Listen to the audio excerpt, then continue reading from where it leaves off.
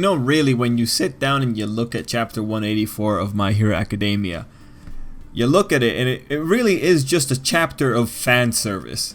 But by Deity's beard, let me tell ya, it is still freaking exciting. Between like all the new cool designs and just cool stuff happening with the Pussycat and Eri, this is just a fan servicey chapter of Hero Academia. Clearly we are past the cultural festival now, but wow, man, it's so simple yet so effective here. So hey guys, it's Tripl-L. Let's chat about the chapter. This video is coming up super early when I'm recording it. The chapter just came out like an hour ago, so I'm not sure if I'll do a live stream later on, like 8 hours from now, because my schedule is kind of unreliable right now, so I can't promise you guys anything, but just keep an eye out. I'll try and give some kind of warning if there is going to be a live stream. Anyway, let's just talk about the chapter. And this is pretty cool. So we're gonna take it step by step. I really want to get to the hero rankings, because that's where like the cool stuff is. Like, there's so many cool designs, man.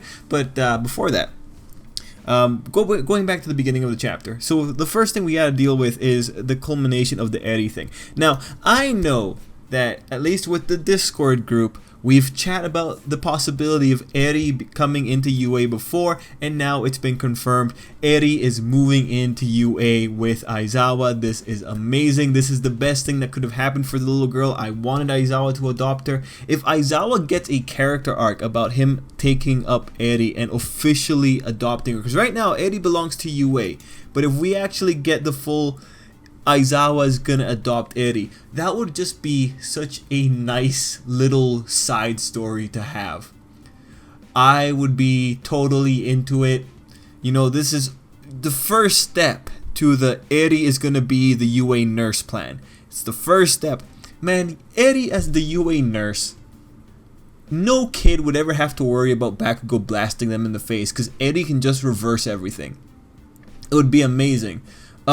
It's just, she needs to become the nurse. That's the only logical way through this. I mean, it's still kind of like it's an unfortunate lifestyle, because when you think about it, like if she was to go through with UA, she's pretty much a girl that had no other choice than to be a hero. And the way I'm thinking about it, I feel like her being the nurse is already a foregone conclusion. So, what was I gonna say about that point? Oh yeah, the point of there's like a little bit of a tragedy if Eri actually goes all the way to becoming a hero. The tragedy there being that the only life she ever knew was being raised at UA. The point is, I think you could have a really cool dramatic story with future Eri being the UA nurse and having to deal with the angst and drama of having, being thrust into a life she never wanted. Anyway, when we're having it, it's a pretty cool open. It was a very funny open to the chapter, and I really enjoyed it. And I like that all the kids from the internship were there with Eri, and she looks like she's having fun. This is great. So Mirio also gets a bit of attention in this scene, and I think the author is setting up the foreshadowing, like, hey, Mirio's gonna come back. But if we get to see some really depressing moments with Mirio before we actually get to the Mirio gets his power back, I'd be pretty happy. Anyway, the chapter is really on point with its segues, because the thing that segues us from, I guess, the nice, sweet Eri overload is Tokoyami. And the moment that I saw Tokoyami sneezing, I knew it was going to be something good, because I already read the spoilers, so I kind of had an idea of what was going on. But the moment Tokoyami was sneezing, I was thinking, okay, man, someone's talking about him. This is like a segue, like someone's going to come and it's going to be pretty cool. Someone's talking about him. And sure enough, the people in the chapter, Kaminari, pointed out that someone's probably talking about him. And, it's not as cool to figure it out when the characters themselves pointed out for you, so whatever. I quickly lost interest with that little bit of excitement that I had, but this is actually pretty cool, because it does mean that while for the students they wouldn't actually believe that someone's talking about Tokoyami, we as readers know that this probably means that Hawks was considering Tokoyami or thinking about Tokoyami, and especially because we have Hawks showing up later on. And guys, for the record, this was the chapter that they officially finally told us what Tokoyami was up to during the internship. Like, we knew already that Tokoyami was part of the internship group. We just didn't know what hero he went to. Everyone else went up with the third years, but Tokoyami went a different path, and as it turns out, Tokoyami went with the number 3 former hero. And gonna be very careful with that ranking, but I'll give you my reasoning for why I think it's number 3 former hero. Or, yeah, former number 3 ranked hero. Anyway, it's pretty cool to have Tokoyami getting some accolades. I kind of want to make a Tokoyami video just to talk about, like, I think this kid's going to be pretty important, but now that this chapter's happened, it'll just be like an opinion video. It won't be very important. Feel free to see it when it comes up on the channel. It'll be like maybe 5 minutes long. It depends. Anyway, moving on. We then get segued over into the Pussycats. And now this is happening much earlier than I thought was actually... Okay, truthfully, I didn't expect the Pussycats to ever be coming back. I thought they were just going to be like a nice little thing in the background, just be like really small supporting characters. But this is infinitely better. So one cool thing to note is that they are in their casual outfits, and I think we've already had the designs for these casual outfits before. At least Mandalay's and Pixie Bob's. I think we already had their casual outfits before. So he's just reusing the designs for them. But with the Pussycats coming in here, we also get to see Koda again. And now we're getting closer and closer to the Koda and Eri ship. Guys, it's gonna happen. We just need the kids to meet each other, and then we can start playing matchmaker the same way that fandom always does, and just, you know, set the future for these kids before they even know. Anyway, not the point. With Koda, we just see something cute.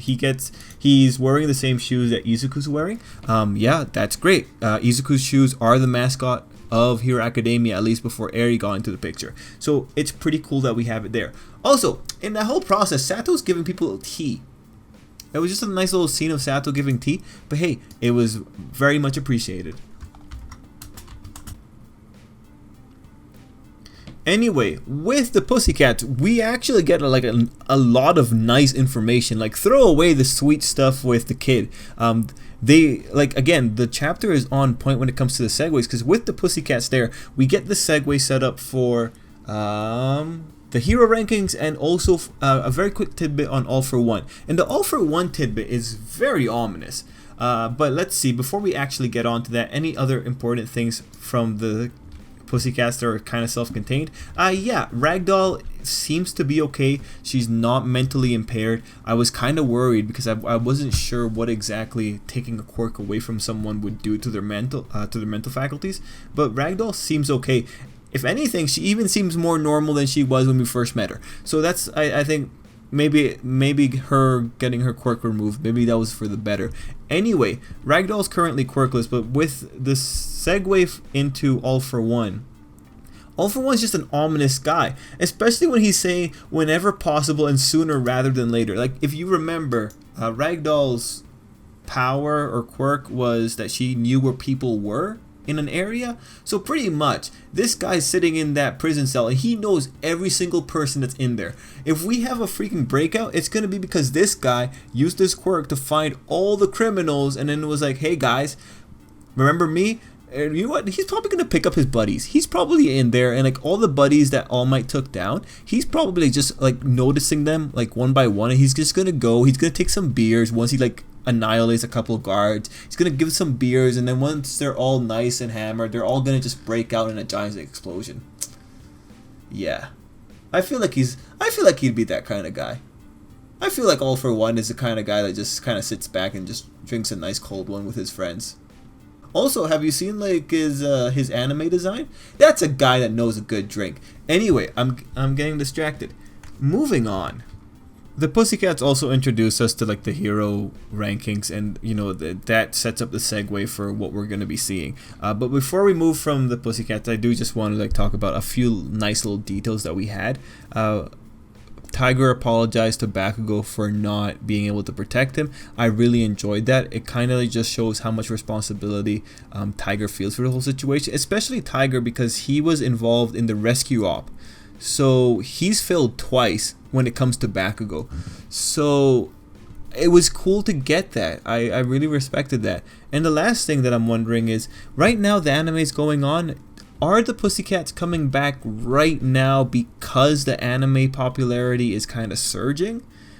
You know, the timing is just too convenient, right? So it might just be like the way the author planned it, but I do think the anime, like I'm so sure if you have an editor sitting in there with you, and if you're like planning things out for the future, like maybe even 3 months back, the editor, I feel like the editor would be the kind of person that would be there telling you, hey, the anime is going to be coming up, why not bring the characters back into the manga so we can take advantage of the popularity. That seems like such a editor Shonen Jump thingy to do. They are the popularity hype machine, so I just wonder if there's that kind of talk. You know what? It's pointless to speculate about that because we won't ever find out unless someone infiltrates the guy's office and, you know, puts a bug in there and listens. I can't do that. Anyway, I digressed again. The next picture we had was like just this I guess an explanation type picture for how the rankings work. And this is the reason that I'm thinking that Hawks was the 3rd ranking. Because here, All Might's still in this picture, and then you had Endeavor at number 2. So I would assume that Hawks was number 3, right? But there was another hero later on in the chapter that made me kind of wonder it. Anyway, between that and then the actual rankings being revealed, there's just like character stuff. Then we find the rankings. We have number 10 Ryukyu, and for record, it was Gang Orca that was number 10 before her. And then we had number 9, the Armored Hero. That was interesting, and this is the guy that threw me off the most because he was talking about like how he could be knocked out of the top 3 ranks of the system. So that made me initially think that was he number 3 right before this?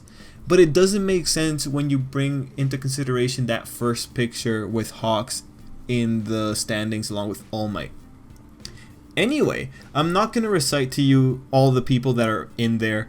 Not a big deal. We have the explanation, but this was just the only guy that had me kind of curious. Anywho's, wait, no, I'm lying. There was one more thing that was super critical. We saw Kamui Woods in this one too, and there was someone asking about a love affair between Kamui Woods and Mount Lady. Unfortunately, I haven't made a video about this yet, but I totally believe that is true. Like, obviously, one of the reasons I know this is true for sure is because in one of the volumes, I think the back cover art had Mount Lady wrapped up in wood. Like, the metaphor is obvious there, okay? Like, obvious. It's obvious. Anyway, I really like that spot, and I like that Kamui Woods just jumped up. So Kamui Woods wasn't in the top 10 before this, I'm pretty sure. So he might be the one that displaced everyone else under him. He might have been the one that displaced Ryukyu and everything else. So good for him. Like, he's one of the first heroes we saw in Hero Academia. Or Academia. So this is pretty cool. It's progress. It's progress. I really like it. And again, I'm always gonna have an extra place in my heart for the shipping, even if it is Mount Lady. Anyway, finally we find out Best Genius has been accepted into number 3, and he's still absent. And then we have Hawks being revealed here, and then we had a very wonderful shot of Endeavor. He looks very freaking majestic in this picture, man.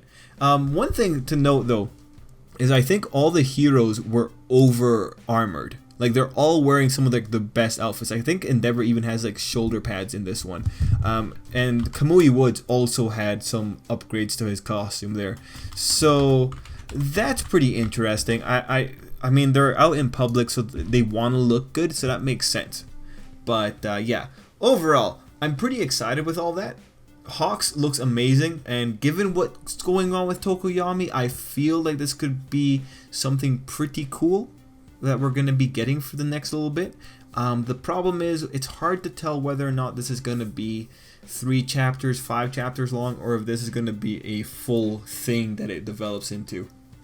But right now, this was just a great bit of world building.